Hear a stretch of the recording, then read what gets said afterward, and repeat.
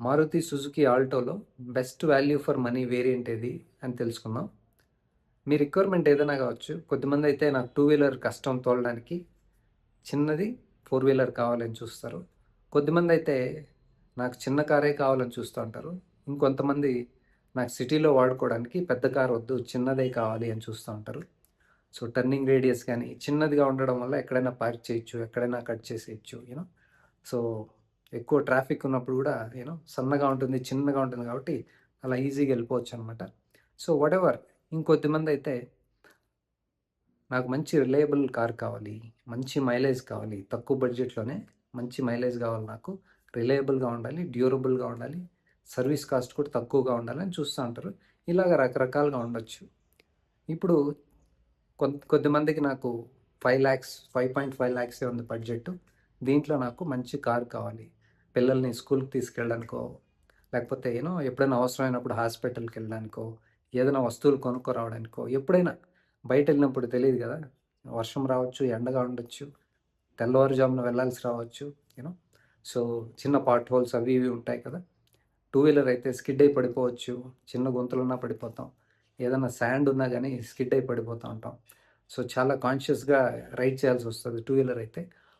Four wheeler ఉంటే కాస్త safety ఎక్కువ ఉంటుంది, కాన్ఫిడెంట్గా వెళ్ళి రావచ్చు అన్నమాట. దీంట్లో 4 వేరియంట్స్ ఉన్నాయన్నమాట.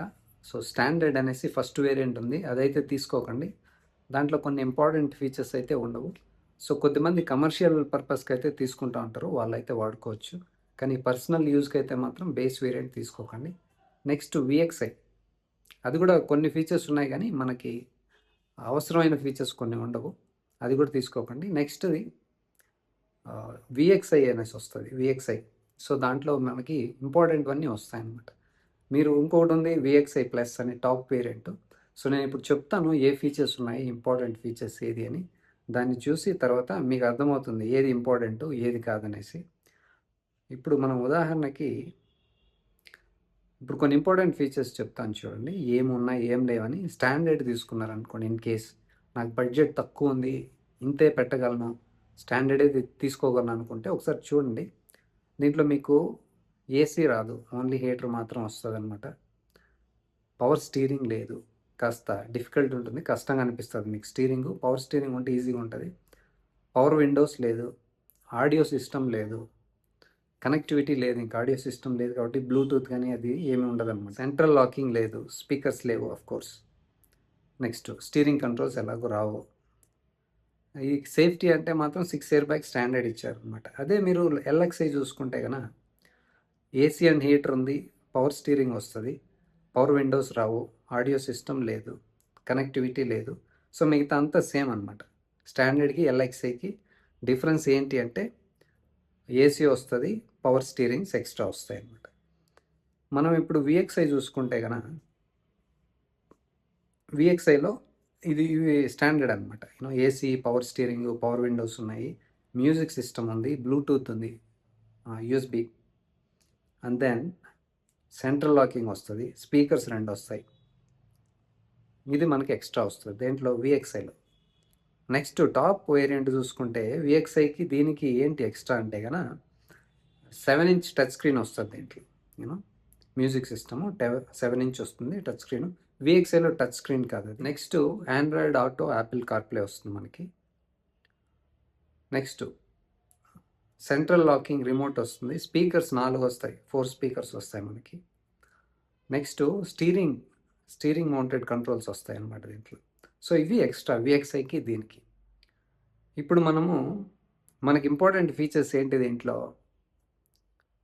నేను చెప్పాను కదా, స్టాండర్డ్ అయితే మీరు కమర్షియల్ పర్పస్కి అయితే తీసేసుకోండి. దీంట్లో మనకి సెకండ్ వేరియంట్కి వెళ్తే కనుక మీకు ఏసీ వస్తుంది, పవర్ స్టీరింగ్ వస్తుంది, మీకు అంతే చాలు అనుకుంటే కనుక మీరు అది తీసుకోండి. మీకు ఇన్ కేస్ మ్యూజిక్ సిస్టమ్ కూడా కావాలి, స్పీకర్స్ కావాలి అంటే కనుక మీరు విఎక్స్ఐ తీసుకోవచ్చు.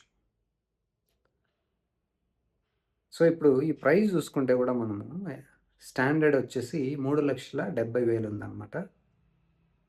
ఎల్ఎక్స్ఐ 4 లక్షలు అవుతుంది, విఎక్స్ఐ 4,50,000 అవుతుంది, విఎక్స్ఐ ప్లస్ వచ్చేసి 5 లక్షలు అవుతుంది అనమాట. సో ఆల్మోస్ట్ 50,000 డిఫరెన్స్ ఉంది ప్రతి వేరియంట్కి. ఇందులో most value for money variant అంటే విఎక్స్ఐ. దీంట్లో ఇంపార్టెంట్ ఫీచర్స్ అన్నీ మీకు వచ్చేస్తాయి. మళ్ళీ తలనొప్పి ఉండదు. ఇన్ కేస్ ఇప్పుడు సెంట్రల్ లాకింగ్ బయట నుంచి ఫిట్మెంట్ చేయించుకోలేము కదా, పవర్ స్టీరింగ్ కష్టమే. మ్యూజిక్ అన్నా అయితే తర్వాత ఫిట్ చేసుకోవచ్చు బయట, డీలర్ సైడ్ నుంచి అయినా బయట నుంచి అయినా కానీ ఈ రెండు అయితే ఇంపార్టెంట్ రావు కదా మనకి. ఇక ఇంజిన్ విషయానికి వస్తే ఇది 1 litre 3 cylinders naturally aspirated petrol engine. మీకు పెట్రోల్లో ఉంది, సిఎన్జిలో కూడా దొరుకుతుంది. మీకు పెట్రోల్లో కావాలంటే మాన్యువల్లో ఉంది, ఆటోమేటిక్లో కూడా ఉంది. ఏజిఎస్ ఏఎంటీ అంటారు కదా, అది మీకు కన్వీనియంట్గా ఉండాలంటే ఆటోమేటిక్ తీసుకోండి. ఇంకా మీకు సిఎన్జిలో ఎక్కువ మైలేజ్ వస్తుంది. ఇంకా power figures, power and torque చూసామంటే కనుక పవర్ వచ్చేసి 68 హార్స్ పవర్ వస్తుంది. టార్క్ వచ్చేసి 91 న్యూటన్ మీటర్స్ ఉందన్నమాట. ఇంకా ఇది E20 ఫ్యూయల్ కంప్లైంట్. మీకు E20 వేసుకున్నా ఏం సమస్య ఉండదు. ఇప్పుడు వచ్చే కొత్త కార్లంతా E20తో బాగా పనిచేస్తాయి, ఆ ప్రాబ్లం ఏమి ఉండదు. ఈ ప్రాబ్లం ముందు పాత కార్లలో ఉండేది, ఇప్పుడున్న వాటిలో ఆ సమస్య ఏం లేదు. ఇంకా ఈ కార్ వెయిట్, కర్బ్ వెయిట్ గురించి చూస్తే 716 కేజీస్ వరకు ఉంది, 720 కేజీస్ వరకు ఉంది. ఇది మీరు సిటీలో అయితే హ్యాపీగా వాడుకోవచ్చు, సమస్యలు ఏముండవు. ఎక్కడైనా వాడచ్చు దీన్ని, ఆ వెయిట్ తక్కువ ఉంది కాబట్టి ఏ టెరైన్లో అయినా వాడుకోవచ్చు. మీరు కూడా చాలా వీడియోలు చూసి ఉంటారు కదా, ఎక్కడ పడితే అక్కడ వాడుతూ ఉంటారు ఆల్టోని. ఎస్పెషలీ హిల్ స్టేషన్స్లో కూడా ఎక్కడైనా బాగా పనిచేస్తాయి. మంచి క్యాపబుల్, రిలయబుల్, ప్రాబ్లమ్స్ ఏం లేవు. కాకపోతే మీరు ఎక్కడైనా హైవేలకి అక్కడ తీసుకెళ్ళినప్పుడు కాస్త తెలుసుకొని తీసుకెళ్ళండి, ఎందుకంటే సేఫ్టీ అంతగా ఉండదు కాబట్టి అది కాస్త తెలుసుకొని సిటీలో లోకల్గా వాడుకుంటే సమస్యలు ఏముండవు. మీకు బడ్జెట్ టైట్గా ఉంటే కనుక సెకండ్ వేరియంట్ తీసేసుకోండి. మీకు వాల్యూ ఫర్ మనీ కావాలి అంటే కనుక నేను చెప్పినట్లు విఎక్స్ఐ తీసుకోండి.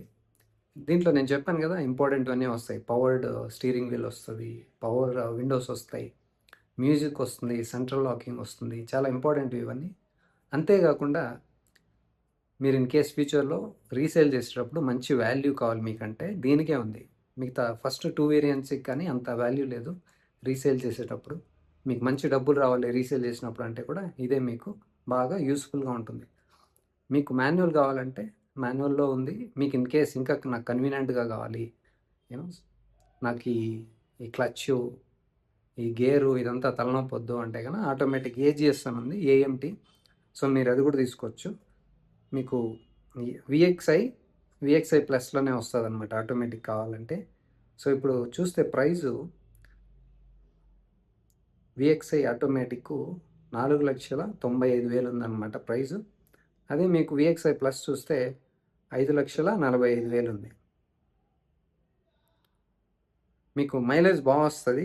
మైలేజ్ చెప్పాల్సిన అవసరం లేదు కదా, మన మారుతి అంటే. మాన్యువల్లో 24.39 కిలోమీటర్స్ వస్తుంది, ఆటోమేటిక్లో 24.5. అంటే మాన్యువల్ కన్నా ఆటోమేటికే ఎక్కువ క్లెయిమ్ చేస్తున్నారు వీళ్ళు.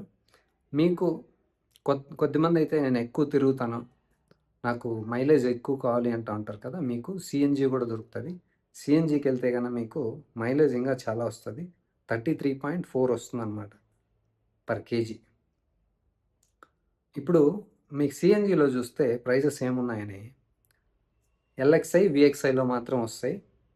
ఎల్ఎక్స్ఐ వచ్చేసి 4,82,000 ఉంది. అదేవిధంగా విఎక్స్ఐ చూసుకుంటే 5,32,000 ఉందన్నమాట ప్రైస్. మీ ప్రైజ్ని, మీ బడ్జెట్ని బట్టి ఫస్ట్ నేను చెప్పాను కదా, టైట్ బడ్జెట్ ఉంటే ఎల్ఎక్స్ఐకి వెళ్ళండి.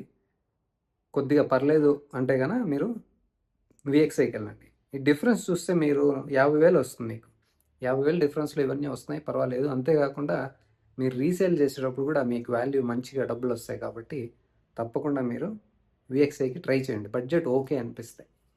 సో మైలేజ్ బాగుంది. అంతేకాకుండా వెళ్ళి సర్వీస్ చెప్పాను కదా, సర్వీస్ నెట్వర్క్ చాలా ప్లేసెస్లో ఉంది. మీకు రిలయబుల్గా ఉంటుంది, సమస్యలు ఏమి రావు, బ్రేక్ డౌన్స్ అయిపోవడం, పార్ట్స్ ఫెయిల్ అయిపోవడం, మీరు ఎప్పుడైనా కార్ ఎత్తినప్పుడు ఆగిపోవడం అలాంటివి ఏం జరగవు.